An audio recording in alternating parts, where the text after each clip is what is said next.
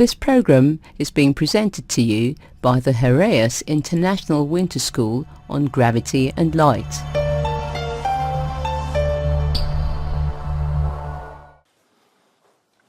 So, good morning and welcome everybody to the central lecture of the Heraeus International Winter School on Gravity and Light. This is the winter school we have here in Linz this year, and the topic of this winter school is the structure of space and time, and more precisely from a physical point of view, the structure of gravity theory, which, if it's relativistic, is general relativity, and the theory of relativistic matter. So you probably already met matter and gravity as well. Now these are the relativistic versions of those, and the famous Einstein equations that now celebrate their 100th birthday this year. These Einstein equations connect the matter contents of the universe with the gravity in the universe. Of course, matter gravitates. But what is new in general relativity is that matter, the gravitational effect of matter, is actually encoded in a change of the structure of space-time itself, namely in the curvature of space-time. So one side of the Einstein equations talks about matter, the other side of the Einstein equations talks about gravity. Now, there is an underlying notion that one needs to understand in order to even start talking about gravity, or in order to start talking about matter, and that is the notion of space-time. Now, space-time, of course, everybody can have an intuitive notion. It's somehow space and time together as one big space, but that notion is not good enough to talk precisely about it. Now, a notion that is good enough is the one I wrote down here. So this is the physical key definition. It's the physical key object we need to talk about, and it underlies all modern physics, all relativistic physics, and it is the following. Space-time, this key notion is, I read it out, a four-dimensional manifold, well, a topological manifold, that carries a smooth atlas, whatever that is, that carries a torsion-free, whatever that is, connection, whatever that is, compatible with the Lorentzian metric, well, maybe you have a rough idea, and a time orientation, sounds clear enough, well, it has a precise mathematical formulation that satisfies the Einstein equations. What does this mean? Well, that's the purpose of these lectures, to clarify this definition. And so you see all the colored terms here are terms we're going to define precisely, and the white words are just a manner of speaking. Okay? And down here I wrote down the 24 lectures of the central lecture course. Up to number 12 is half the month, and then the full school starts with external lecturers, even more people, 50 scholarship holders from all over the world, I think 23 countries and so on, come, and that's the rest of the school. And those of you who are so lucky to be here today don't have to follow this first course online, but the others will. But you see this color code here, all these unknown words, number 1 and 2, topological, will be clarified in the first lecture this morning. What a manifold is, and it carries dimension, will be clarified in the second lecture, and all the other terms will be clarified in the other color-coded lectures. And of course, in the remaining lectures, much more is going to be said about how this game here works with the Einstein equations. But first, we need to understand the central notion of space-time. So that's our plan, and so we have a tight schedule. Don't hesitate to interrupt, just ask into the classroom, and I will give you very brief answers. But there will be a tutorial this afternoon. Actually, every afternoon after the lectures there is a tutorial. There will be tutorial sheets out there. They're very nice tutorial sheets, okay? So the new thing is you don't have to think about them beforehand. You just go there. You can have a look at the sheets if you wish before. You should pick up one from each stack. But then actually we brought 3 supervisors who will take you through the sheet. And they're very simple exercises that make you accustomed with all the underlying notions. Okay, so you'll make much more of the school if you go to these tutorials. Okay, lecture 1. You invited us to interrupt. Let me simply start this tradition. Yes? All modern physics is a rather broad claim. Yes, of course. I mean, this is, whenever I speak about physics, I need to be a bit grand. So all modern fundamental relativistic physics, I think that's true. Okay, thank you very much. So lecture 1 is topological spaces. So we wish to talk about space-time, and at the coarsest level, so if we don't look very closely, at the coarsest level, space-time is a set. Which means it just consists of points, which you may call the elements of the set, and that is it. However, this coarsest level is not enough to talk even about the simplest notions we would like to talk about in classical physics, namely continuity. Not enough to talk about continuity of maps. So you say, why do we want as physicists to talk about continuity of maps? Well, in classical physics, which this is all about, in classical physics, we have this idea that curves do not jump, no jumps. So if you have a curve, some particle running somewhere, later on this will be in space-time, we do not have the situation that all of a sudden there is a jump and say the trajectory of a particle continues all of a sudden in a totally different place. We do not want that, so we need to require, for instance, continuity of curves. Now, a set is not enough structure to be able to talk about curves being continuous or not on that set. And now you could, of course, imagine all kinds of structure on a set that allows you to talk about continuity. For instance, you could talk about a distance measure or something. But we need to be very minimal and very economic in order not to introduce undue assumptions. And so we're interested in the weakest structure we can establish on a set, weakest structure that can be established, so we need to do this by hand, on a set, which allows a good definition of continuity of maps. A set is not enough. And mathematicians know the weakest such structure we can establish is a so-called topology. This is the reason for the physicist, for the classical physicist, to look at topologies. So this is the motivation, this is the little cloud. So if you wish, all of this, you as a mathematician, all of this you are allowed to think.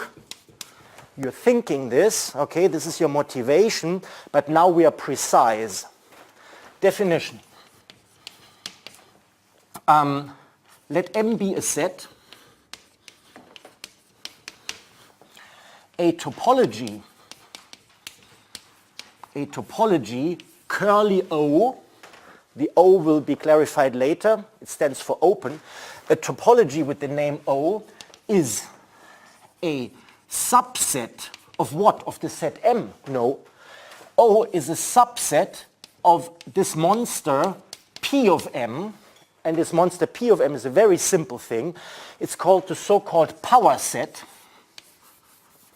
It's the power set of M, is the set containing all subsets of M. So you make a choice of certain subsets of M. So O is a set of sets.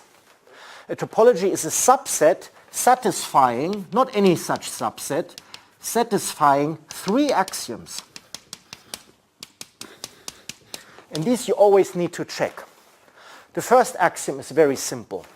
You require that the empty set, which is certainly a subset of M, the empty set you require must always be part of your collection that you call a topology.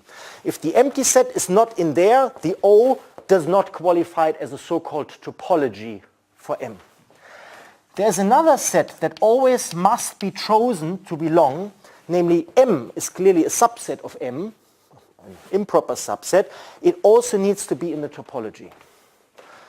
First axiom, very simple. Second axiom, well, they're all very simple. The second axiom is the following. Assume you have a set U that is in the topology. So you made a collection of subsets and say you've chosen one that's called U. And assume you have chosen a second one that lies in there that's called V.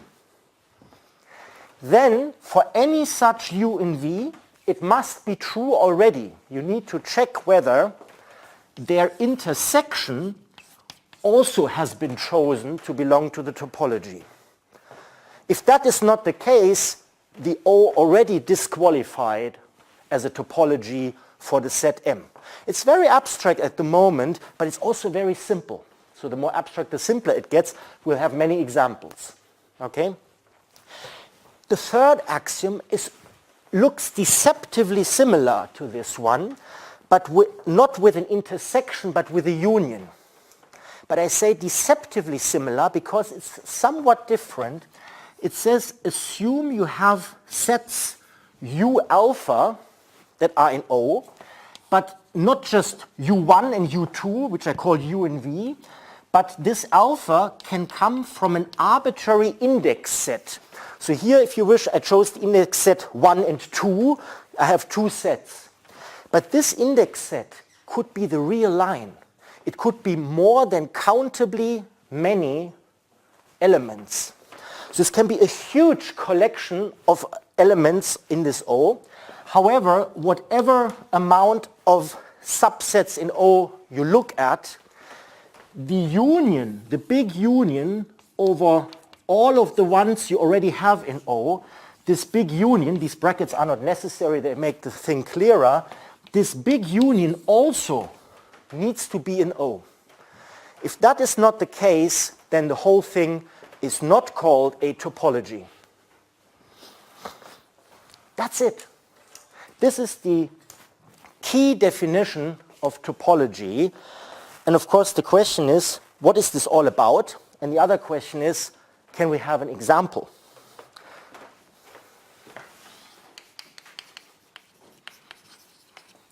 Examples. Let's start very simply. Let's take a set M that just consists of elements 1, 2, 3. We need to understand this if we want to understand anything. Now, we could, for instance, make a choice of subsets. So I make big brackets, okay, big brackets, and this O contains subsets of M. For instance, it could contain the empty set, and it could contain the set 1, 2, 3 itself, and these are the only subsets of M this O, let's call it O1, contains. The question is this a topology? Yes, it is. Is a topology. Let's quickly go through it. The empty set lies in it. The entire set, which is 1, 2, 3, lies in it. We take 2 arbitrary sets and check whether the intersection lies in there. I choose this one as U, and I choose the same one as V. Why not? Empty intersected empty is empty. Empty is already in there. I take this one, empty, intersected with this one. Empty intersected with anything is empty. Empty is already in there. I take this one with that one. Well, the intersection is symmetric. It's again empty. Empty is already in there. I take this one intersected with itself. It's 1, 2, 3 again. It's already in there. Second axiom satisfied. Third axiom, for the unions, the same holds true. here only finite unions, this is a topology. Please. Topology have to be countable? No, in fact it won't, because for instance if m is the integers, n, then the power set of m is isomorphic to the reals. So, and the topology, you can choose O as the entire power set. That will be the next example. So the answer to your question, does the topology have to be countable? The answer is no, even if m is countable. Okay. Next example, B, same set up here. So the A should go here. O2 defined as the empty set, the set 1, the set 2, and the set 1, 2, 3. Is this a topology? The answer is no, because 1 union 2, third axiom we need to check, 1 union 2 is the set 1, 2 is not in there, is not a topology. Okay? Now, you see, this is a very simple game if you are able to write down the topology explicitly. Now, there are two topologies you can establish on any set. So let's do example 1, example 2, M be any set. So for instance, the set of the integers, all the real numbers, whatnot. We have the following example. You can choose the topology to consist of only the empty set and the entire set. And this is a topology that has a specific name. It's called the chaotic topology. You can check this is a topology for any set M. There's a second topology that you can always write down, and that's the topology where you just take any subset of the chosen set, just any one, and because the intersection of two subsets is always a subset, and the union of two subsets is always a subset, and all the subsets are in there, this also is a topology, and this is called the discrete topology. Why should we worry about the chaotic and the discrete topology? The answer is because they're both utterly useless. They're utterly useless, but they're extreme cases. They're extreme cases because this is the topology with the fewest elements possible, and this is the topology with the maximum amount of elements possible, and they serve as test cases in order to construct extreme examples in topology in order to have an understanding of what the notions depend on. So in my maths education system on back twice, example B, 1B, is not a topology. It's not a topology since the union of 1 and 2 is the set 1, 2. And there's 1, 2, 3. And the set 1, 2 is not an element of this set, because this is an element of the set, this is an element, this is an element, and this is an element. Okay? It's the union of N, but not the union of O. Okay. Yes, yes, exactly. Okay, so they're utterly useless, but they serve as good examples. Now, there is a very important example that we're going to use throughout, and that will reconcile your intuition that you of course have from undergraduate analysis of continuity, which we're going to define soon, with the notion of topology. And that is the so-called standard topology. But whereas the chaotic and discrete topology, these two utterly useless ones, can be defined on any set, the ones I'm going to define now can only be defined on RD. What is RD? RD is R cross dot dot dot cross R. And what is that? That's the set of all the D tuples of real numbers. So the Pi are in the real numbers. So in RD lie tuples of D numbers. Okay, that's RD, and that's a set. And now on this set, we want to establish a topology. We could establish the chaotic topology. We could establish the discrete topology. We could establish a great number of different topologies. We are now going to establish the topology that is usually chosen without saying it. Okay? That's the point. And this is called the standard topology. So we want to define O standard. So this needs to be a subset of all the subsets of the power set of Rd, of course, because that's a topology. And you see here, I explicitly wrote down all the elements that belong to the topology. The same here, I explicitly wrote it down. Now, the standard topology will contain non-countably many elements. I can impossibly write them down explicitly. I have to define this implicitly and then to check whether this nevertheless uniquely defines a topology, okay? So the way of definition is somewhat different, but the idea is of course the same. And the definition proceeds in two steps.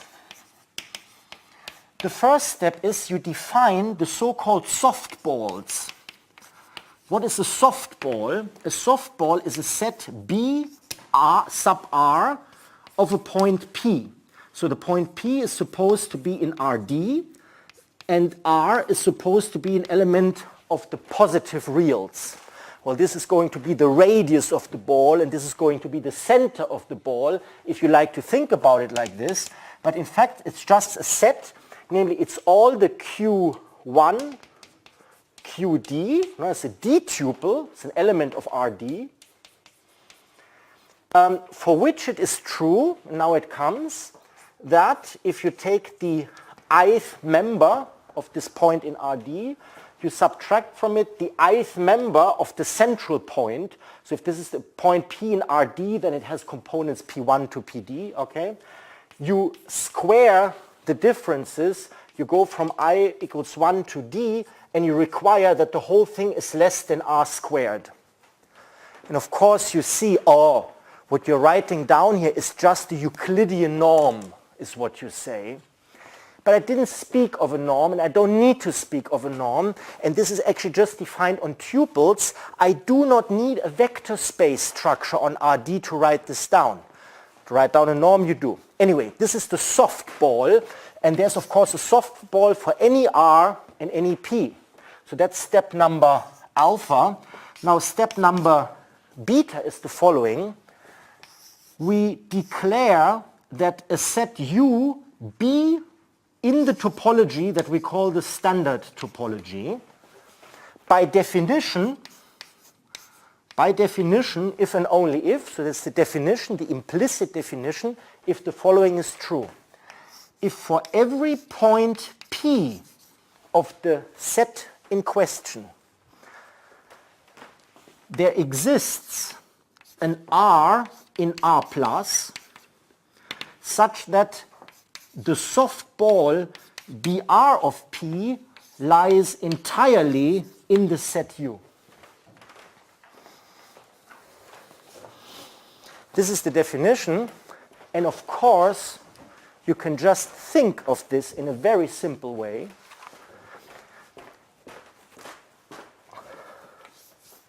But this is thinking, and the other thing is mathematics. You can think of it in the following way. Assume you're looking at R2, this special case, and you think this is part of R2 in your intuition. And now I'll take this set here, where the boundary does not belong to the set, roughly speaking.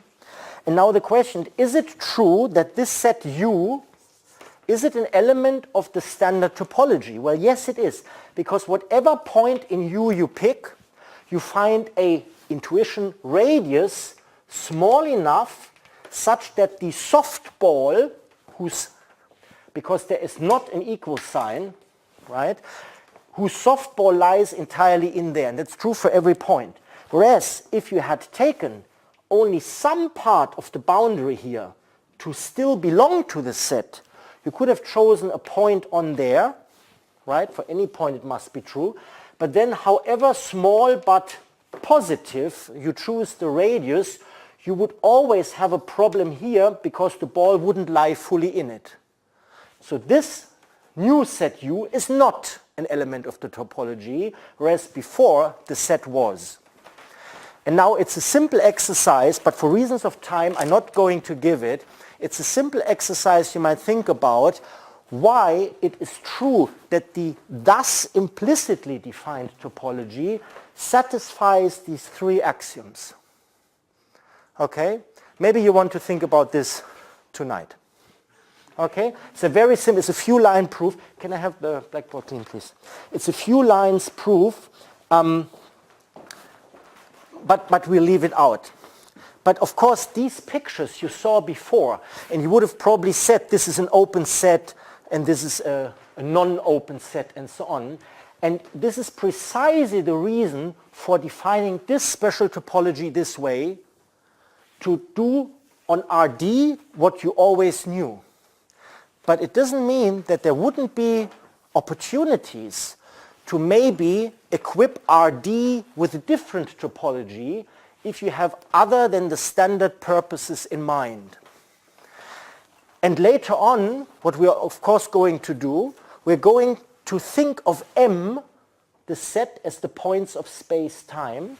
And one big question will be, what topology should the physical space-time, or rather our mathematical model it, carry? There is a huge choice of topologies. Anything that fits into this scheme is a topology.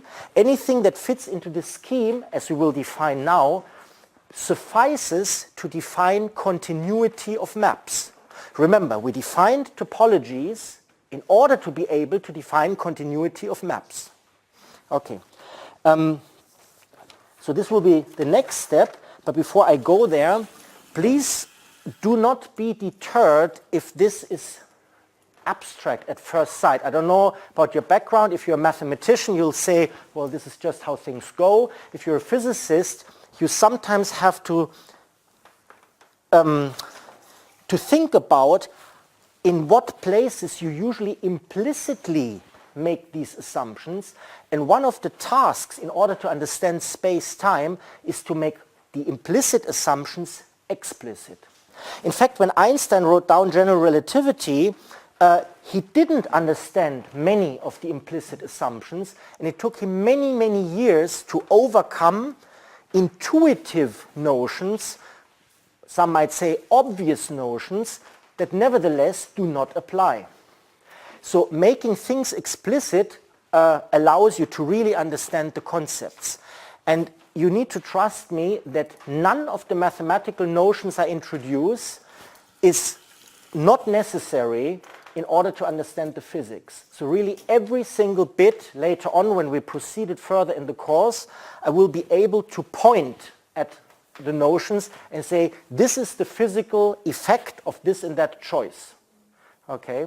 And it was actually, I think, in the second half of the 20th century that Wald and Ehlers and so on, they recognized general relativity, the theory of space-time, gravity and matter, must be studied on the differential geometry side at the level of rigor that mathematicians study differential geometry in order to really come to terms with the subtle notions of physics there. Okay? So you need to trust us that this is the cleanest way to introduce it, and everything is self-contained. Okay, so this is my, these are my words of motivation here. So now we defined a topology. We saw a topology is something you need to choose. It's not automatically there. It's a choice. And whenever you make a choice, it's providing structure. So we have the following important terminology. And this is now only terminology. It's not definition, it's terminology. So we talked about M being a set. In fact, you can make it a problem. What on earth do we mean by a set? A collection of elements? Great. But what's an element and what's a collection? It's not so simple. You need to actually write down axioms for set theory. We're not going to do this. I leave you with the intuitive notion. If in doubt, we do Zermelo-Fraenkel set theory with the axiom of choice. Don't worry. O, we called this a topology and this is a set of subsets of M with certain properties. Now, if you think of a set together with a choice of topology, you think of this pair.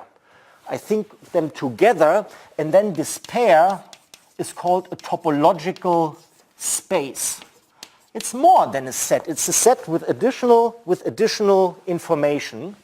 Okay, that's a topological space. Now, if U is an element of O, if U is a subset of M that lies in some chosen topology, which I called O, then we call U an open set.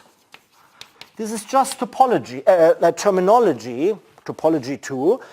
It's a subset of M that happens to lie in the chosen topology is called an open set. So the topology is the set of open sets.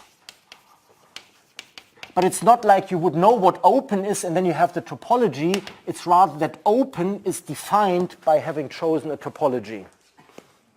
Okay? That's an open set. Then there is another type of set. Let's call them A.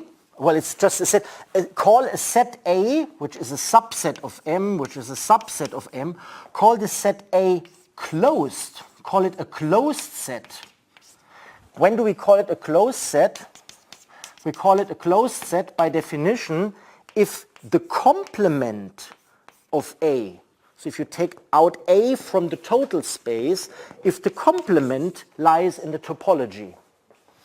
And at this point you think, closed is the opposite of open in some way. No, not in any way. There are open sets that are closed at the same time. For instance, the empty set. Because the empty set is in O, but M without the empty set is all of M is also in O. So the empty set is also closed. So the empty set is open and closed at the same time, for instance. There are sets that are open but not closed. There are sets that are not open but closed. And there are sets that are not open and not closed. Or in plain English, these two notions, in principle, a priori, have nothing to do with each other whatsoever. Of course, if you have chosen a topology, they're connected by this definition. Okay, so I put up a warning sign. I will do this several times during these lectures. And the warning sign is that from open, it just generally not follow that a set is closed, neither the other way around, despite the deceptive terminology. There are examples in physics where the empty set is not really one of our most interesting game players, or? Depends on what you look at. For instance, if you're a vacuum physicist, in many cases you indeed find examples where this is useful. Okay. And nevertheless, it belongs to the whole picture. You cannot understand the other bits if you don't understand the extreme cases. That's the point. Okay. So now we got ourselves a topology. We got ourselves a number of notions you usually talk about. But now, why did we afford to buy a topology in our favorite topology shop? Okay. The point is, it does as a service, it yields a notion of continuous maps. Second, continuous maps. Okay. Now, first of all, we need to talk about a map. And you all know what a map is. A map is something that we call F, for instance. And it goes from one set into another set. So M is a set, N is a set. And this set we of course call the domain.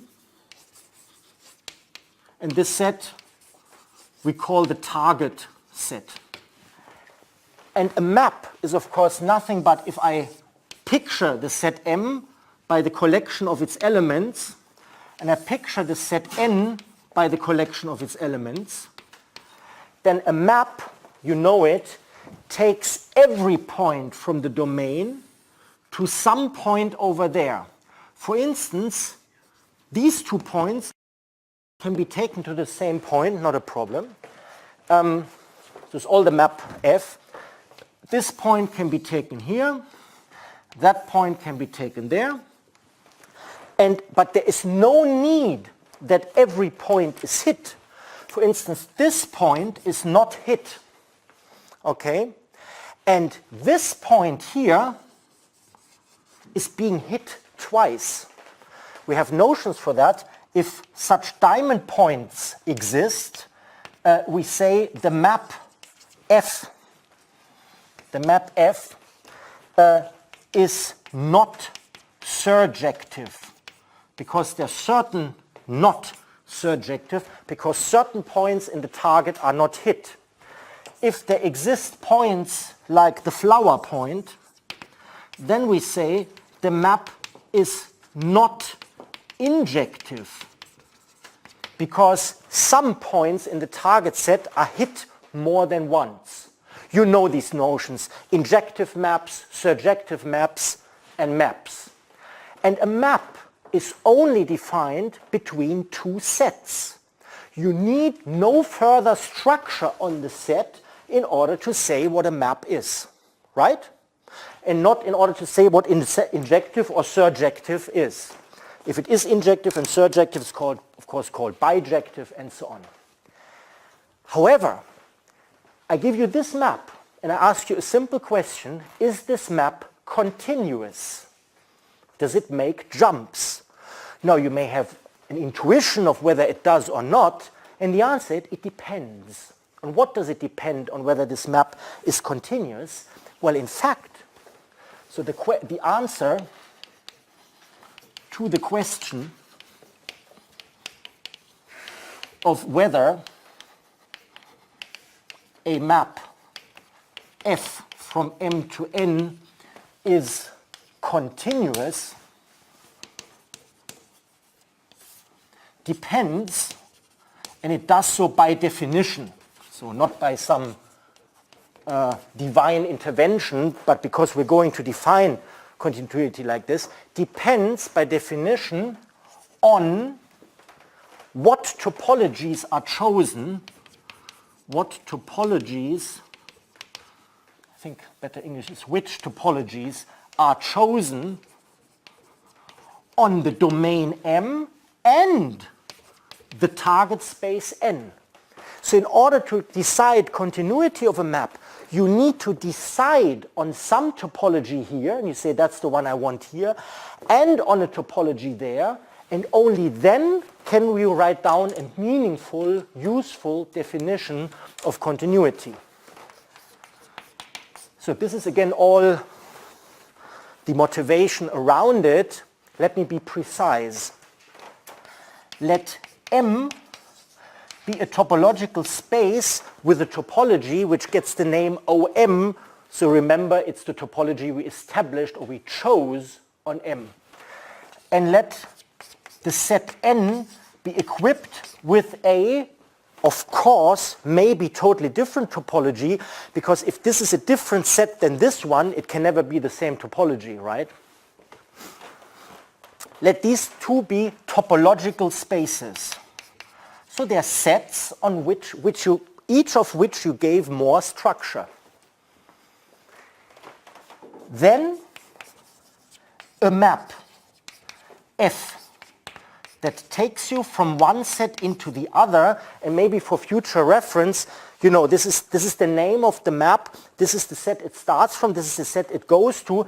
For future reference, I also say if you now pick a specific element in M, then this is being mapped to, so this arrow is a little bit like these arrows here. Okay? This takes the individual element to what we call the image of this value in M, and this lies, of course, in N. And if these are, say, real numbers, then maybe you can give a definite prescription. This is M squared or something like this. F of M is M squared or something. So this is the notation we're going to use. This is the domain, this is the target, and this is an explicit description of how it's being mapped. And depending on what the sets are, you need to prescribe how this goes. In the worst case, you have to draw a picture. Okay?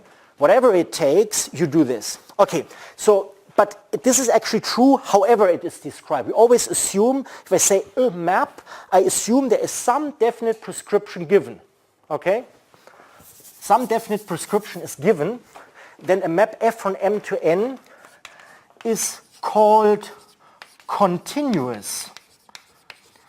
And continuous is such a word. In fact, the full family name of continuous is continuous with respect to the topology OM on N and with respect to the topology ON on N. But we don't always say that, we just say it is continuous, but now you're educated, you know, specific topologies have been chosen, it's with respect to those, is called continuous with respect to OM and ON if, and this must be the simplest definition ever, if for every set that is open in the target, so you take any open subset here in the target space, you must check for every one, if for every V open in here, the so-called pre-image, it's a grand name, it's a very simple concept, the so-called pre-image of F, with respect to F, of this chosen set, is in fact an open set in the domain.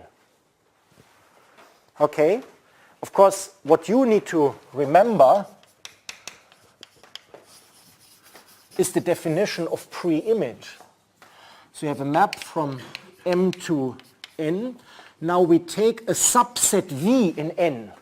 It may be open, and in fact the definition of continuity requires you take an open subset, but the definition of pre-image doesn't care whether it's open or not. Could be any. Then the pre-image of this chosen subset in the domain, in the target, with respect to the map F, is what? It's a subset of the domain. Hence we can ask, is it open in the domain? Which subset in the domain? It's so simple. It's all those elements in the domain which, if we map them using our F, come to lie in this V.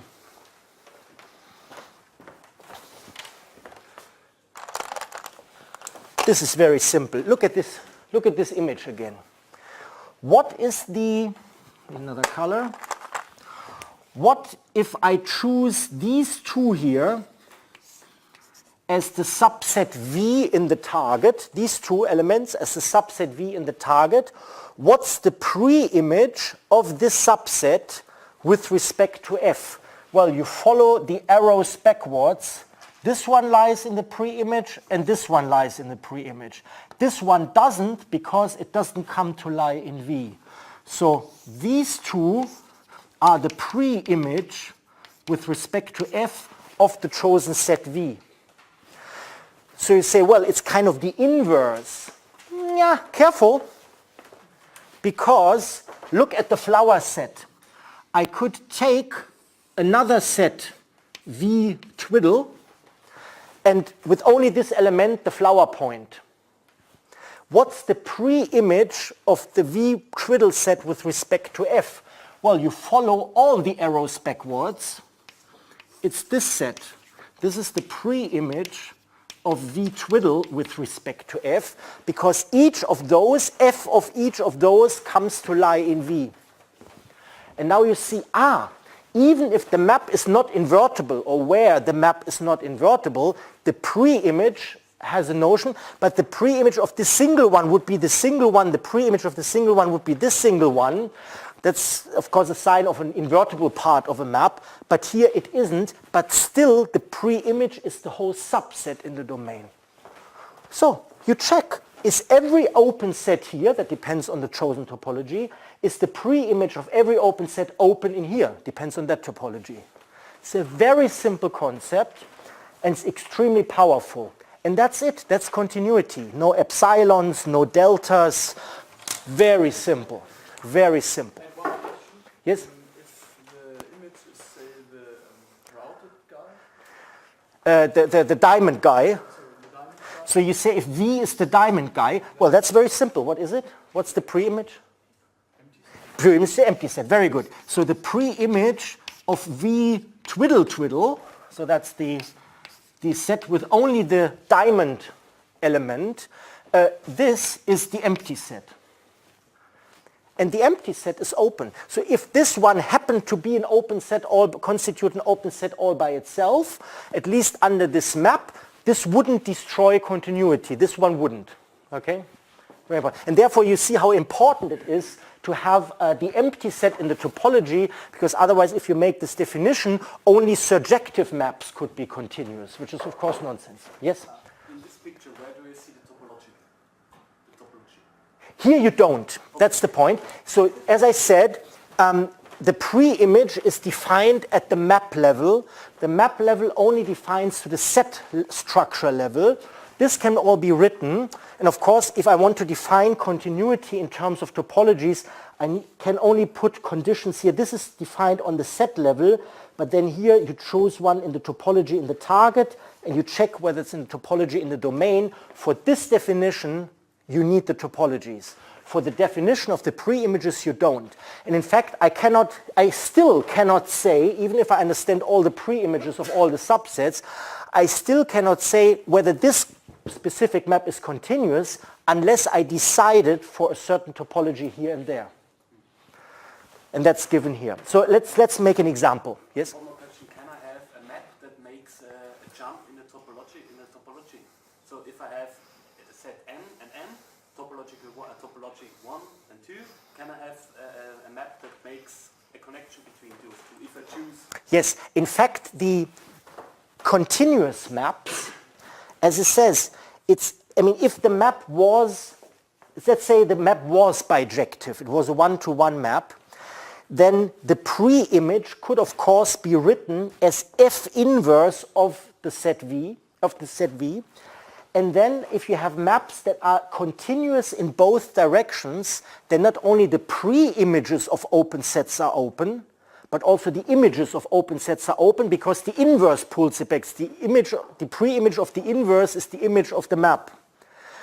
And so it's maps that are bijective and in both directions continuous. They preserve the topological structure, and they have a specific name. They're called homeomorphisms. In German, homeomorphisms. In English, homeomorphisms. And they are the structure-preserving maps of topology. That's exactly it. It's a very, very deep question, because mathematicians always classify structures by identifying them if certain structure-preserving maps between them exist. Okay, fine. So let's, further question at this point? Good. So let's make an example. No, I already had an example. Yes, but I would like to write down the mnemonic phrase. So if you want to remember this definition, it's very easy to remember. A map is continuous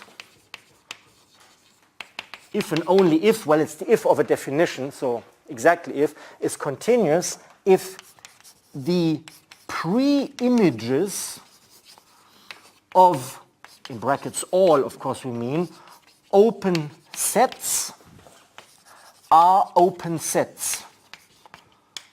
The pre-images of open sets are open sets. The only point is that the pre-image of open sets, and here you should say in the target space, are open sets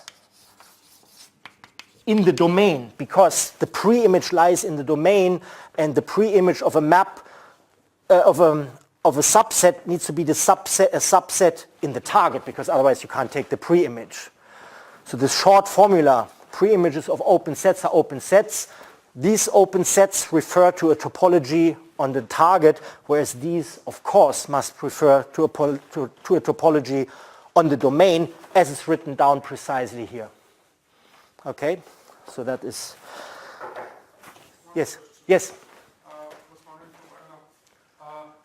we use topology from now on only the standard? No, and I can't, because I emphasize that the standard topology is only defined on R to the D. This here is not an R to the D, so on this one I can't define the standard topology.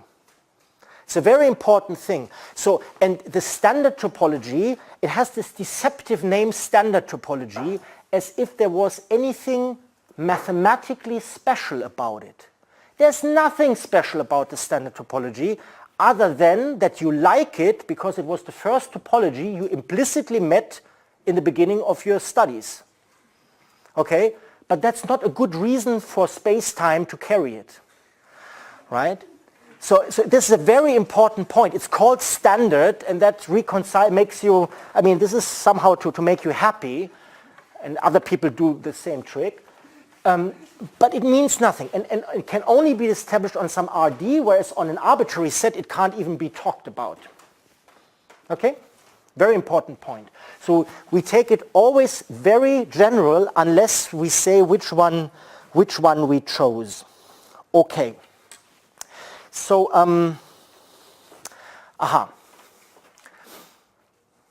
okay, let's make an example. Let's make an example, and in fact I had one. I don't find it, so here it is.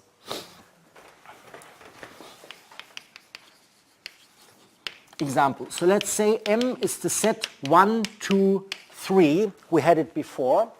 And let's say N, the target, is the same set. Why not? I can go from set 1 to 3 to the set 1 to 3 with a map. No, we make it even simpler. We only take 1 and 2 and 1 and 2. So let's invent a map. One map is, there's the 1, there's the 2, there's the set 1, 2 again, and just for fun, I map the 1 to the 2, and I map the 2 to the 1. Why would I not do that? That's the map F from M to N I want to look at. Okay? Very simple one. And now I establish topologies on these sets. And I choose, it's a definition, I choose to establish on M the topology with the elements empty set, set with element 1, set with element 2, and set 1, 2. This is a topology. And on N, I establish a different topology. Although it's the same set, I'm free to choose a different topology. I establish the empty set 1, 2. That's a topology 2. So the question is F continuous? What do we have to do?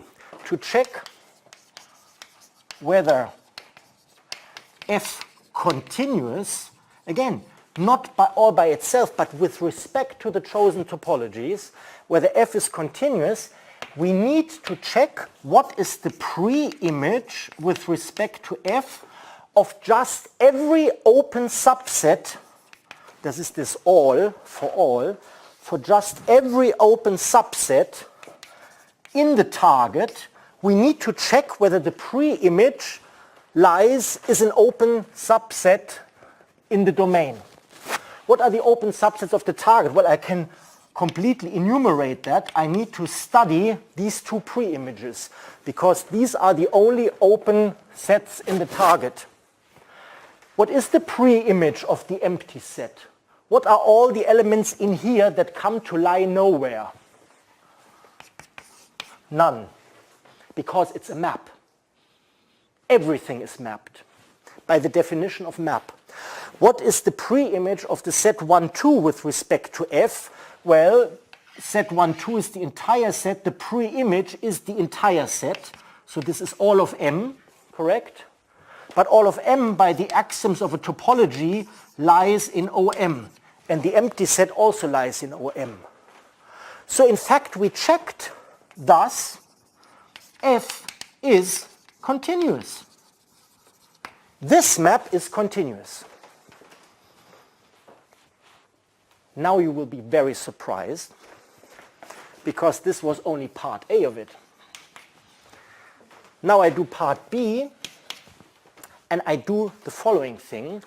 I now look at the map that goes the opposite way, that starts in here and goes in here, which as a set is the same thing. So I call this the map G because it has a different domain, different target.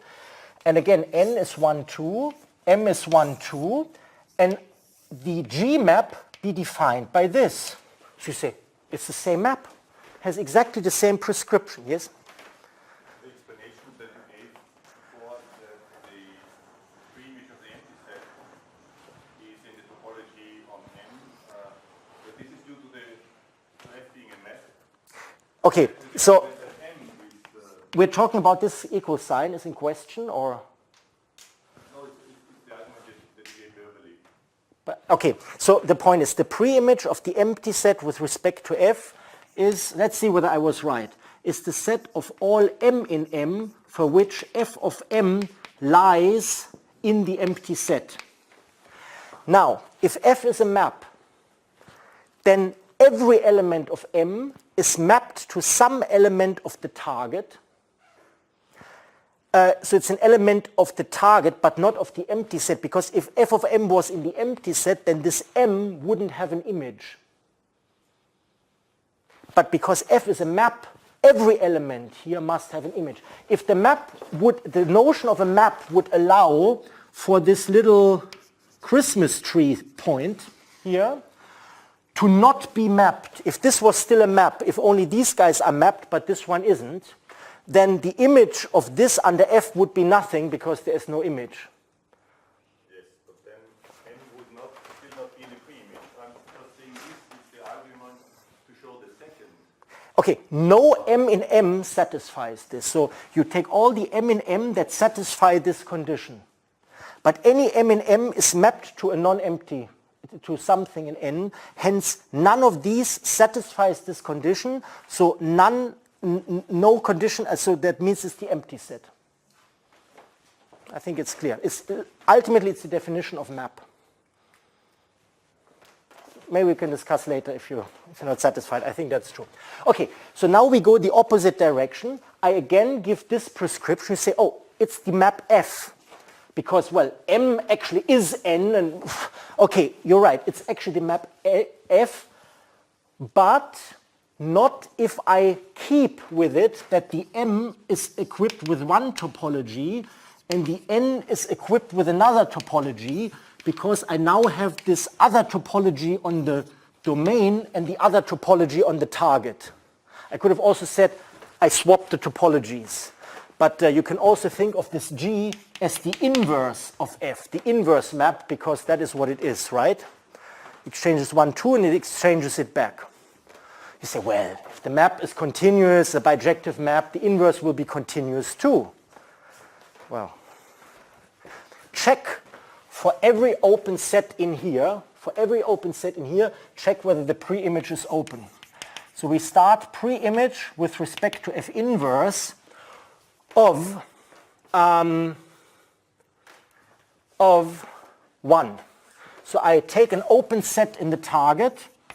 Let's start with this one. Of course, I start with this one because this already spells catastrophe, so I don't need to write too much. So if it's true, I must check for every open set in here. So for instance, for this one, what's the pre-image of the set with the element 1? Well, it's the set with the element 2, right? But the set with the element 2, unfortunately, cannot be found anywhere in the topology of the now domain. Not continuous. F inverse not continuous. And to make it even worse, if I hadn't exchanged 1 and 2, it would be the identity map from one space with one topology to another space, to the same space with another topology. The identity map could be continuous in one direction, and the inverse of the identity map, which is of course the identity map again, could be not continuous, because you chose different topologies. Do you see how dangerous it is to not explicitly talk about the topologies? Blackboard, please. Can you brush up my memory? But of course I do remember that an open set, the picture you draw at the boundary, what is the difference between an open and a closed set in the example? In these examples. Okay, so let's for instance focus on this topology, okay? And let me write down a closed set for you. I claim that 2, which is an open set, I claim that it's also closed. I claim 2 is closed since, what do I need to check? I need to check whether the entire set without that set is in the topology, but it is because the entire set is 1, 2. 1, 2 without 2 is 1, but 1 we see also lies in there, for instance. Okay? It has nothing to do whatsoever with the image of the boundary being there or not. Although boundary, this notion we have in the standard topology, can be defined for any topology. So these notions carry over, but our pictures of the notions not necessarily do. That would be an example. So this has nothing to do with continuity, but is a remark on the previous terminology on closed sets.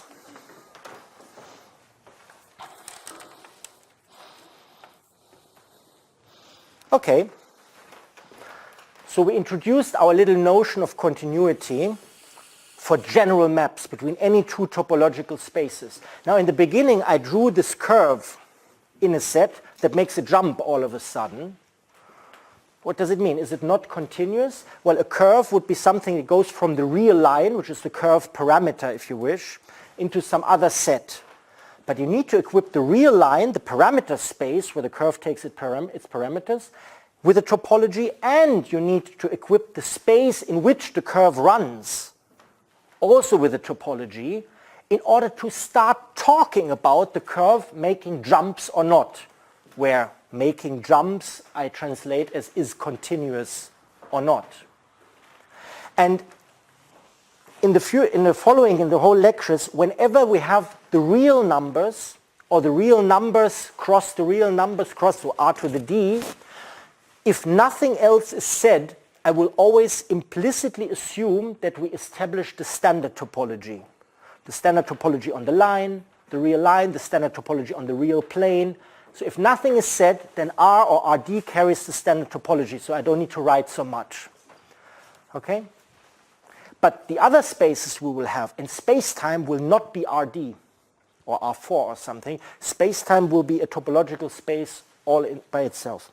Okay, anyway, so that was this remark. Now, there is a very important notion of composition of maps, which is again defined at the set level, and the map and set level, but you can ask, what is the composition of two continuous maps, is it again continuous? And that's a very important question. So that's section number 3, composition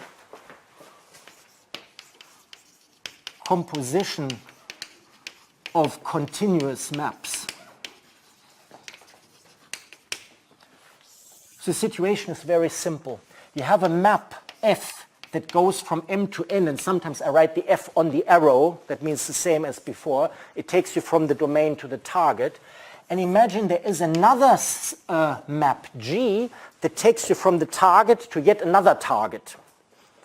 And then you can define a new map from the data given these two F and G. You may define a map that's called G after F.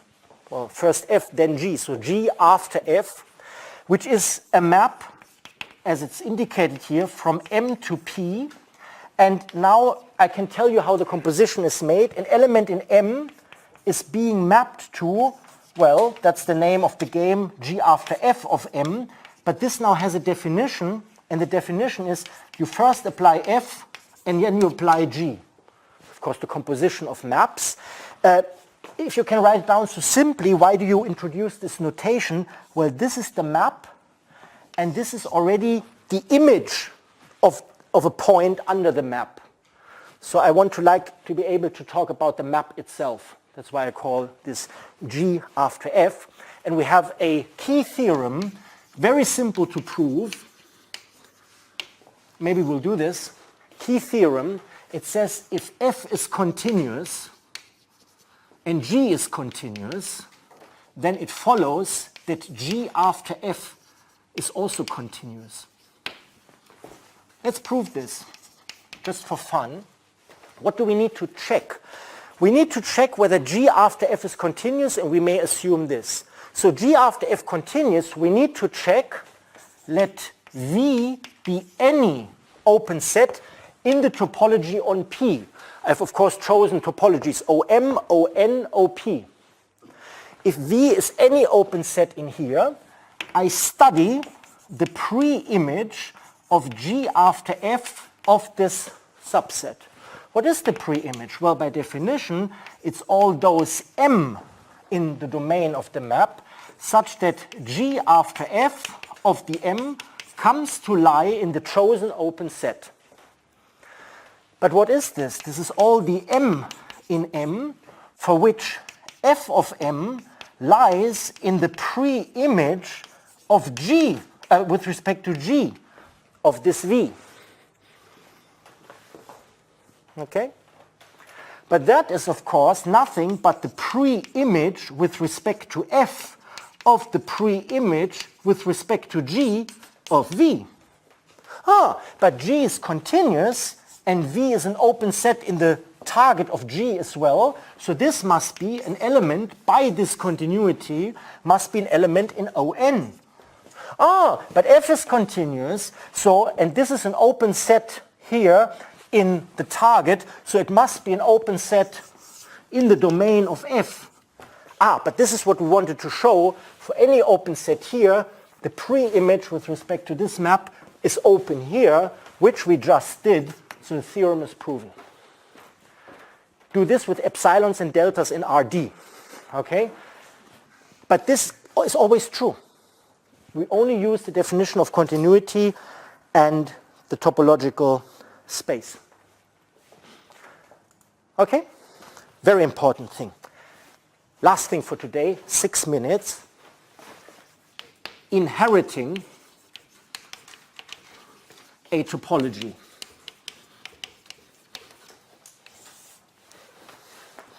If you're old enough, you know that inheritance is a good thing.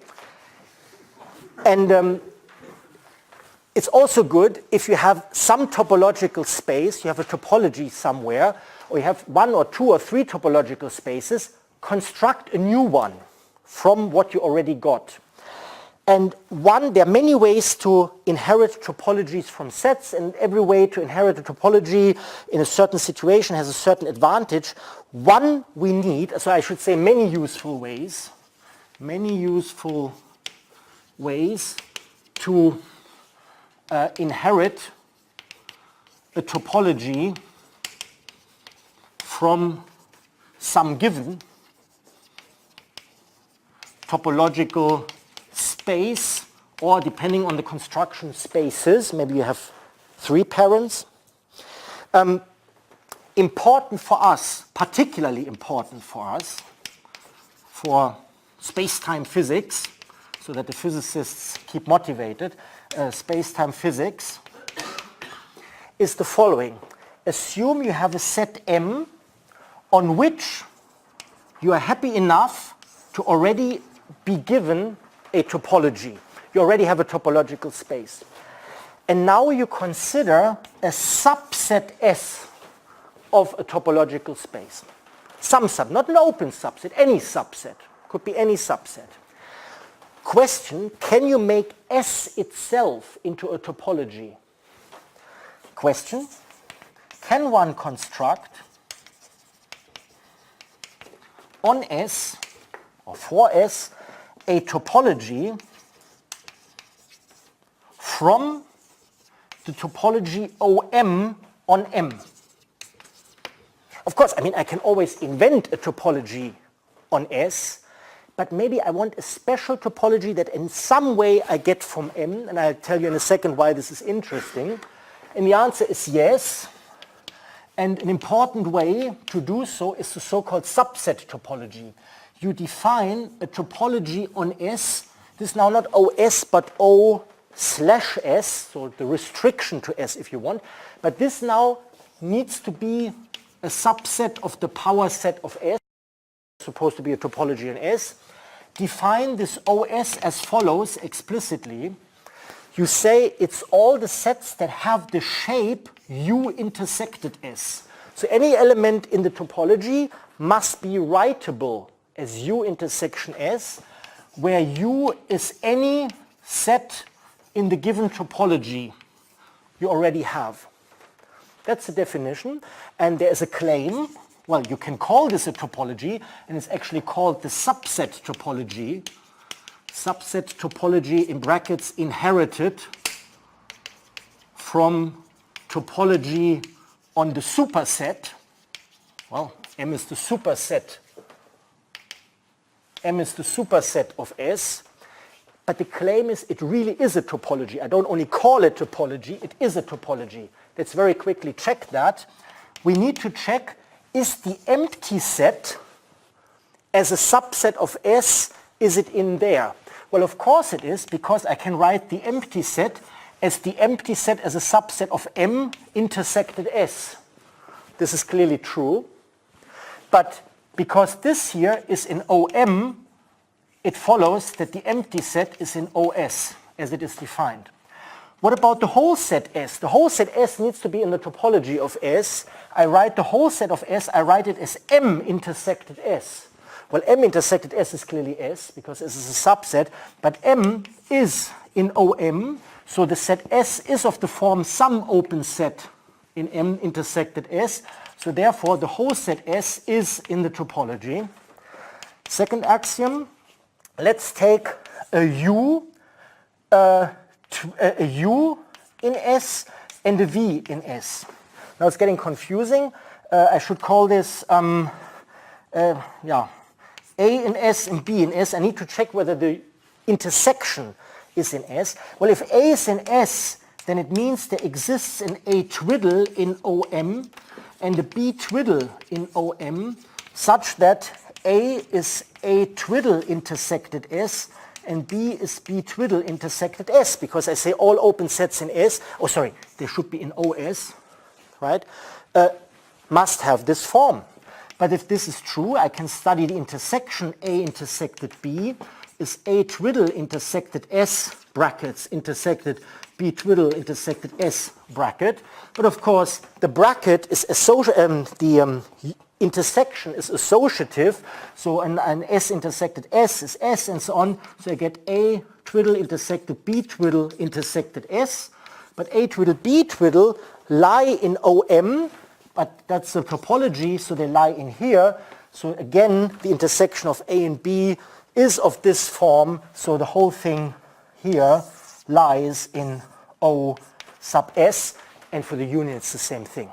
Okay, I'm not going to write it down for time reasons. So in fact, we define something, we call it a topology, but then of course we can prove it's a topology.